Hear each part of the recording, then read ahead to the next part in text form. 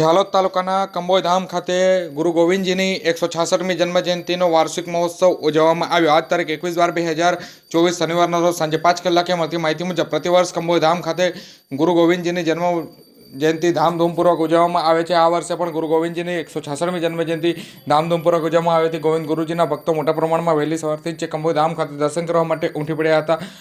ગુરુ ગોવિંદ કંબોઈ ધામ ખાતે પ્રાંત આરતી, દળ પ્રસ્થાન, કંબોઈ ધામથી પગલા સુધી ધ્વજરોહણ, સત્સંગ, મહાપ્રસાદી, મહાઆરતી, પૂર્ણાહુતિ જેવા પ્રોગ્રામો રાખવામાં આવ્યા હતા. ગુરુ ગોવિંદના સત્સંગ ભજનથી કંબોઈ ધામ ખાતે ચુસ્ત પ્રણાલી સાથે કરવામાં આવ્યા હતા.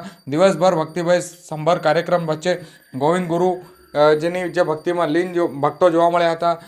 ગુરુ ગોવિંદજીને અહીંયા વસવાટ કરતા લોકો ભગવાનની જેમ પૂજે છે અને ગોવિંદ ગુરુની જે પ્રતિમા છે તેઓને ભગવાન જેવી માને છે.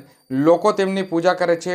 આ વિસ્તારમાં આદિવાસી સમાજ દ્વારા જે ગોવિંદ ગુરુનો દરજ્જો ઘણો ઊંચો રાખવામાં આવ્યો છે અને તેઓ આ વિસ્તારના મહાન સામાજિક અને ધાર્મિક સુધારક જ નહીં પરંતુ તેમણે આદિવાસી સમાજના લોકો માટે એક મહત્ત્વની ભૂમિકા ભજવી હતી. તેમણે રાજસ્થાન અને ગુજરાતના આદિવાસી સમાજના લોકોને એક મોટું આંદોલન ઊભું કરવામાં પ્રેરણા આપી હતી.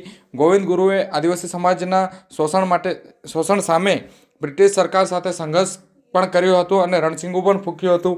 તેમના સમાજના દૂષણો સામે પણ લડત આપી હતી. તેઓ સમાજ સુધારક પણ હતા અને તેઓ આધ્યાત્મિક ગુરુ પણ રહ્યા હતા.